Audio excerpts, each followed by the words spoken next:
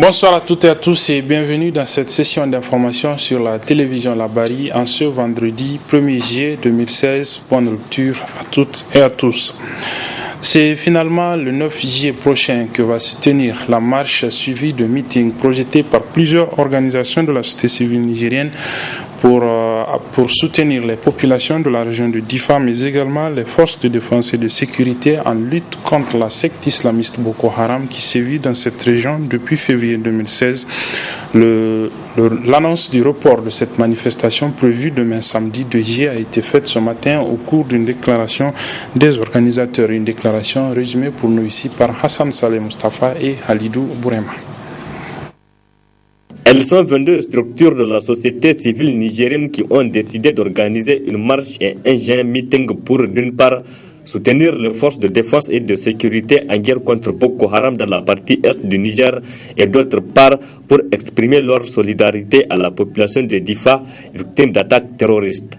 La manifestation prévue pour ce samedi 2 juillet vient d'être reportée par le comité d'organisation.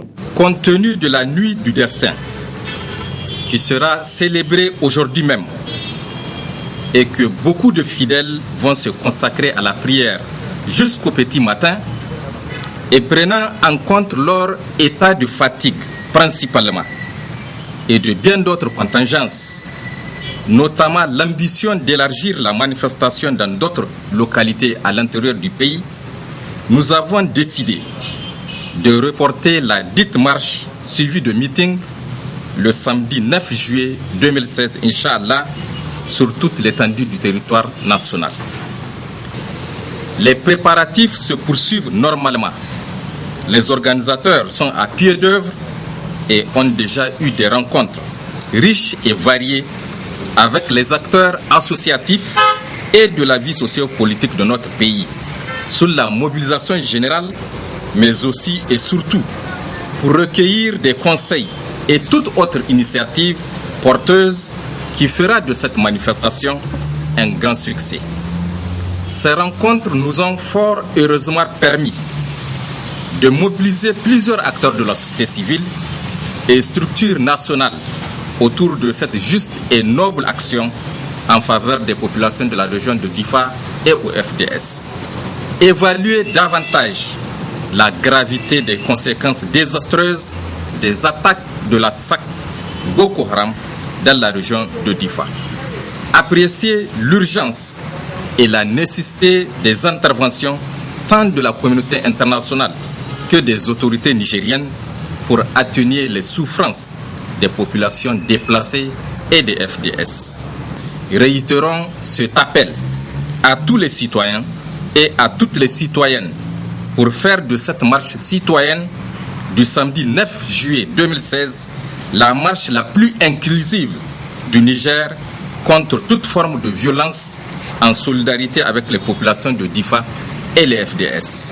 Initialement prévu de l'échangeur Mali-Béro à la devanture du stade général Séné-Kounché, le top départ sera désormais donné à la place Toumo pour finir à la place de la concertation.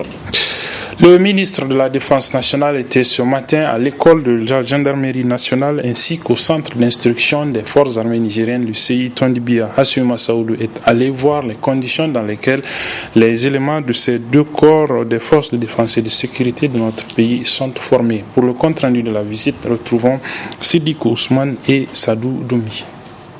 Piquet d'honneur rendu au ministre de la Défense nationale à l'école de la gendarmerie nationale. Première étape d'une journée marathon par cette visite terrain pour constater de visu les conditions de travail et de vie dans ce centre de formation militaire. Ensuite, cap sur le groupement d'instruction des forces armées nigériennes de Tondibia. Deuxième étape de cette tournée ministérielle. Là également, tous les services visités de fond en comble. Visite certes symbolique, mais qui revêt un cachet particulier tout de même. C'est d'abord symbolique de commencer par les écoles de formation et les centres d'instruction de l'armée et de la gendarmerie. Cela veut dire tout simplement que nous accordons une priorité à la formation des soldats, mais aussi des officiers, des cadres de notre armée. Nous pensons que de la qualité de la formation des cadres et des soldats dépendra de notre capacité à relever le défi de l'environnement des menaces que nous auxquels nous faisons face. C'est pour ça que nous avons commencé par visiter ces centres de formation et ces grandes écoles. Et la grande école qui est l'école de formation des officiers ici. Fortement imprégné des réalités sur le terrain et au passage largement édifié, les impressions à l'issue du ministre de la Défense nationale ne peuvent qu'être bonnes. L'impression qui se dégage, c'est que c'est des écoles qui sont bien tenues, c'est des centres qui sont bien tenus. Et je voudrais féliciter les commandants de ces centres d'instruction et de ces écoles et leur dire de continuer à persévérer pour que le Niger puisse être bien défendu, pour que nos frontières soient bien défendues, pour que notre intégrité soit assurée. Mine de rien, de ce qu'ils font ici dépend l'avenir de notre pays. C'est pour cela que nous sommes là et je voudrais qu'ils sachent et qu'ils en aient une conscience nette qu'ils sont, par la formation qu'ils donnent à nos cadres, par la formation qu'ils donnent à nos soldats, ils sont en réalité à l'avant-garde de la défense de notre pays. Cette visite opportune intervient dans un contexte sécuritaire assez particulier où notre pays fait face à la menace terroriste de Boko Haram et contre laquelle opposent nos vaillantes forces de défense et de sécurité une résistance farouche. De toute la gratitude, en même temps les honneurs à elle rendus par le ministre de la Défense nationale.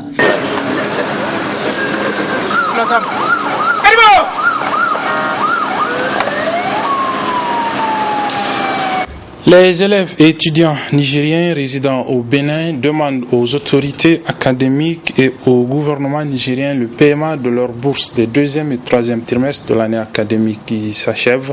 Ils l'ont fait savoir ce matin dans une déclaration dont nous vous proposons ici de suivre un extrait.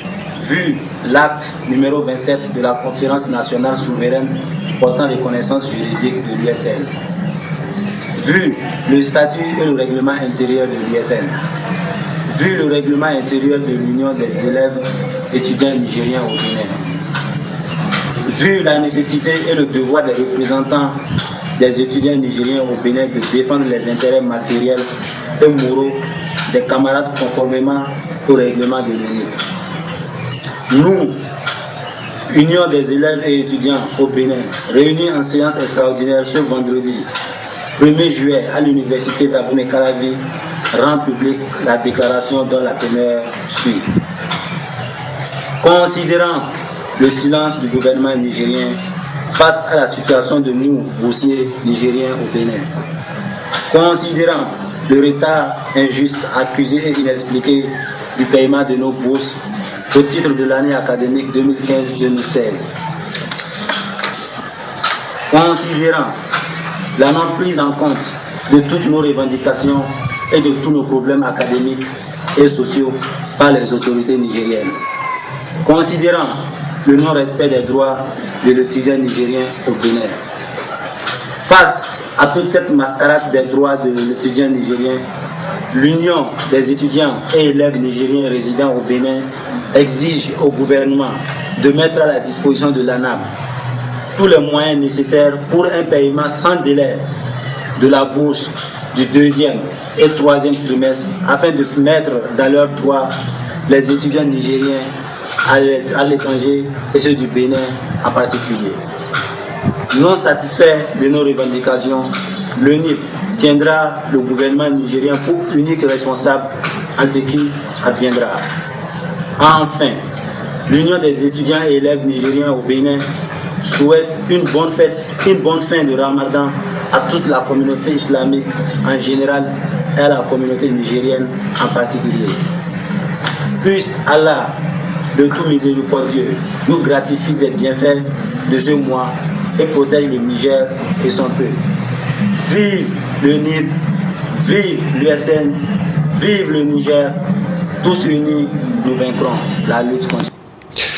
Pour rehausser le taux d'utilisation des nouvelles méthodes de contraception et avoir une forte mobilisation des jeunes sur cette question, l'Association nigérienne pour le bien-être familial, ANBF, a organisé ce matin au 5e arrondissement communal, dans l'un de ses centres, une séance de sensibilisation. Il y avait pour la télévision La Bari, Aboubakar Souley et Asmaou Seydou.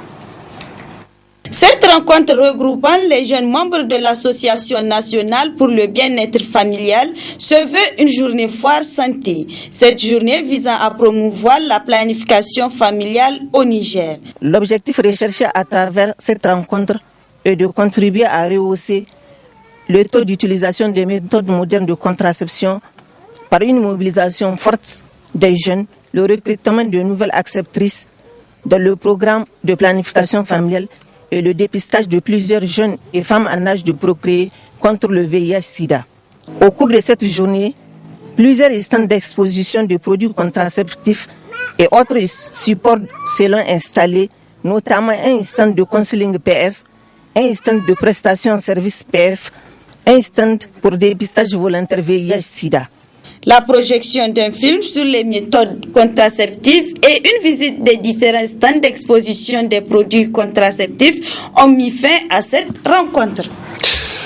L'épouse du chef de l'État, Issoufou Lalla Malika, a offert hier après-midi à l'Association des personnes handicapées du Niger un important don de vivres composé de céréales notamment. Elle a mis à profit la cérémonie de remise de ce don pour finalement rompre le jeûne avec les handicapés. C'était au niveau de l'école des aveugles Soli Abdraman de Niamey. Pour le compte-rendu, retrouvons Sadou Doumi et Nasser Dantoufou. En ce 26e jour du mois béni de Ramadan, c'est à l'école Soli Abdramana et en compagnie des personnes handicapées que la première dame, Dr Lalla Malika Issoufou, a rompu son jeûne. Mais elle a mis à la disposition de ces personnes vulnérables 2,5 tonnes de riz, 125 cartons d'huile et 5 cartons de sucre pour leur permettre de continuer leur jeûne dans la sérénité et de fêter dans la joie et l'allégresse. La joie, elle, se lit déjà sur les visages des bénéficiaires. Je n'ai pas les mots pour apprécier parce que nous sommes habitués à ce genre d'action de sa part, mais je voudrais simplement dire toute notre gratitude pour sa présence ici parmi nous, pour venir rompre le jeûne avec les personnes handicapées. Et elle a apporté une contribution de 16 tonnes pour toute l'étendue du territoire, c'est-à-dire 2 tonnes par région. Nous allons les envoyer, Inch'Allah, aux personnes handicapées qui sont dans le besoin, qui vont pouvoir certainement fêter, finir le mois de Ramadan et fêter en pensant à cette dame au grand cœur qui a toujours été aux côtés des personnes handicapées. Et nous la remercions, nous remercions vivement tous ceux qui ont fait le déplacement. Que Dieu bénisse le Niger. Au ministre de la Population de rappeler que ces personnes handicapées ont besoin d'appui et d'accompagnement pour éliminer toute barrière afin de jouir de leurs droits et contribuer pleinement au processus de développement. Nous devons nous engager dans des actions de communication sociale afin de démystifier le handicap pour leur intégration sociale effective. C'est pour cette raison, Madame la Première Dame, que nous ne cesserons jamais de saluer votre engagement à améliorer les conditions de vie de cette frange de la population. Après la prière du Maghrib, la Première Dame, Dr Lalla Malika, est allée présenter ses condoléances à la famille du gardien de l'école Soli suite à la disparition du gardien, avant de prendre congé de ses hôtes. Les différents groupes de presse, de radio et télévision de la place continuent les cérémonies de remise des prix aux lauréats des concours qu'ils ont organisés, les concours de mémorisation et de lecture du Saint-Coran. C'est le cas par exemple hier au niveau du groupe de presse Amfani. Le résumé de cette cérémonie avec nos reporters Halidou Vrema et Michel Légy.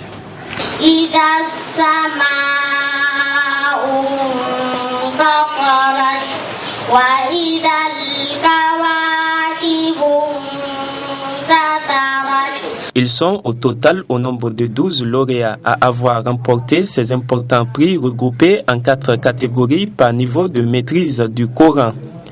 En gros, 2 parcelles de 400 mètres carrés chacune, 6 billets d'avion pour la Umrah avec prise en charge complète une fois à la Mecque pour le pèlerinage 2017, accompagné d'une enveloppe de 200 000 francs CFA comme argent de poche pour chaque futur pèlerin, et divers autres lots ont été remportés par les 3 premiers de chaque catégorie.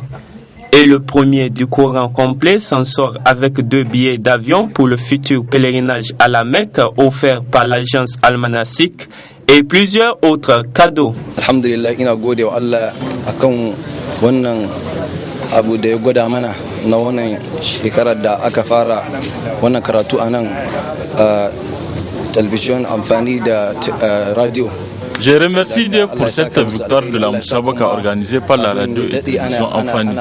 Que Dieu l'exercice et nous montre celle de l'année prochaine et qu'il accorde le paradis éternel à tous ceux qui ont contribué à son organisation.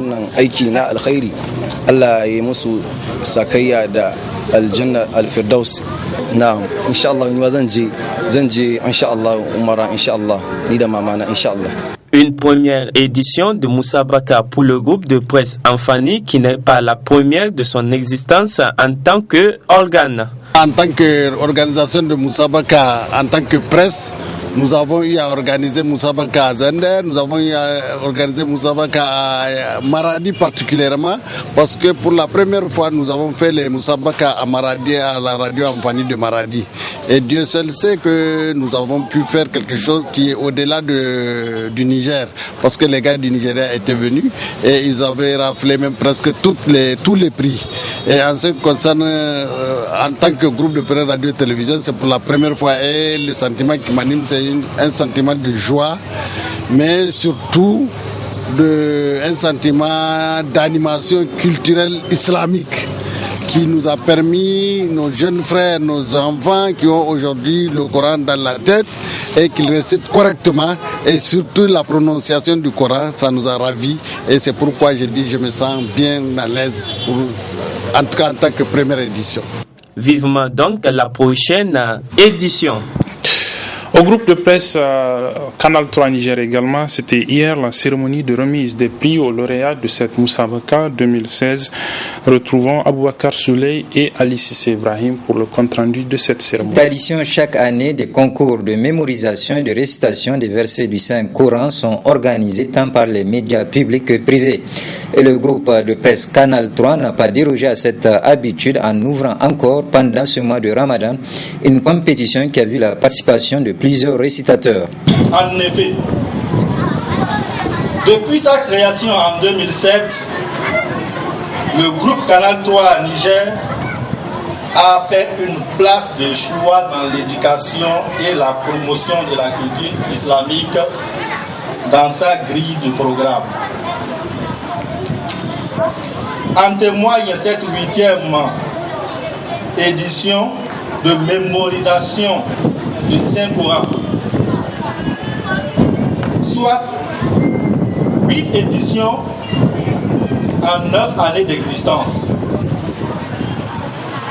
Aussi, la création par notre président directeur général de plusieurs autres chaînes de télévision que vous suivez certainement sur le bouquet Si Africa, dont le contenu du programme porte spécifiquement la connaissance de l'islam. Cette année, la Moussabaka a enregistré 159 candidats répartis dans les 3 catégories, à savoir 1. Le Coran entier ou Kamil. 2. La moitié du Coran ou Nifs. 3. Les 15 ismes ou Roub. Aussi pour marquer le concours de récitation des versets du Saint-Coran qui a été organisé par le groupe Canal 3, hier lors d'une cérémonie, les 3 lauréats de chaque groupe ont été récompensés par diverses gratifications comportant des billets pour aller en pèlerinage à la Mecque, des parcelles et divers autres produits de consommation. Voilà, c'est la fin de cette édition, mesdames, messieurs. Merci de l'avoir suivi. Merci aux équipes techniques et rédactionnelles qui m'ont aidé à vous la présenter. Les programmes se poursuivent sur la télévision La Bari. Au revoir.